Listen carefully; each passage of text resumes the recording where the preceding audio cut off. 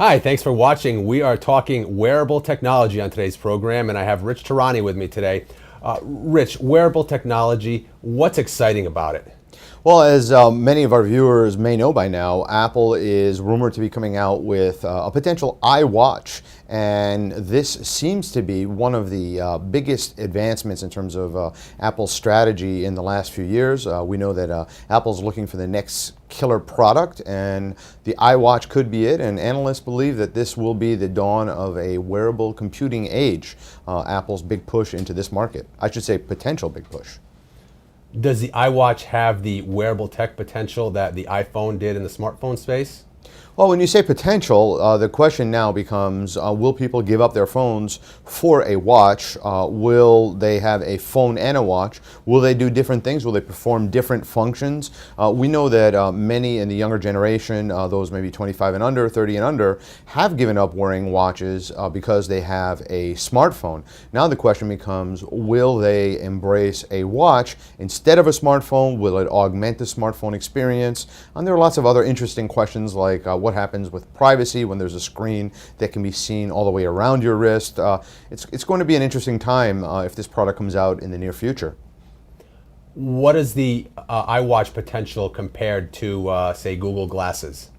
Well, that's another great product that has been, I shouldn't say announced or released, I should say announced but not released. For $1,500 you can get a pair of these Google Glass glasses, and they will have augmented reality functions, and because it's a product that Google's actually pushing and has sent a couple videos about to the internet, we know a little bit more about that device.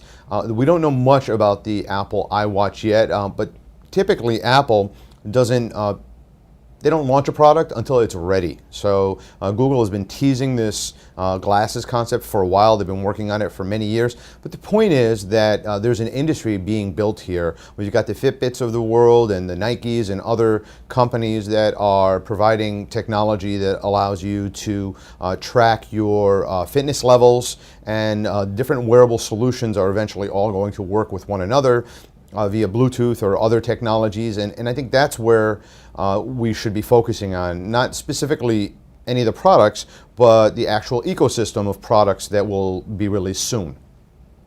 So you see wearable technology as truly a mainstream opportunity, much more so than purely high-end technology.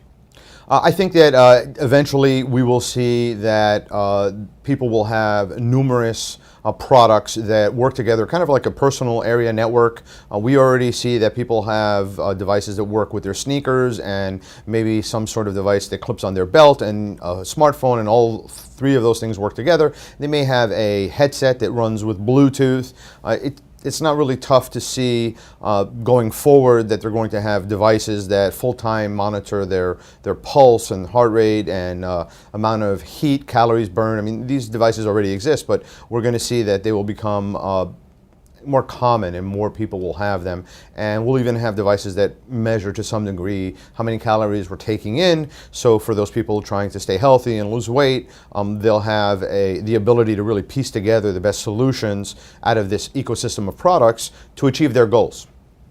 Rich, what's the one piece of wearable technology you're most looking forward to? You know, I've been a fan of augmented reality for years, since we've seen the technology in movies and since we've seen prototypes and demos. I mean, I saw some of the first augmented reality demos and I guess wearable computing screen demos back at CES in maybe 2004. So I've been really, really excited about that market, and I think there's tremendous potential, for example, to have a pair of glasses that have face recognition built into them, to be able to go into social networks and determine who it is you're looking at. So if you're at a party, you just look at someone and you immediately know who that person is, and even you can see their past tweets. You can look at their Facebook wall if you're connected to them, or go to their LinkedIn profile.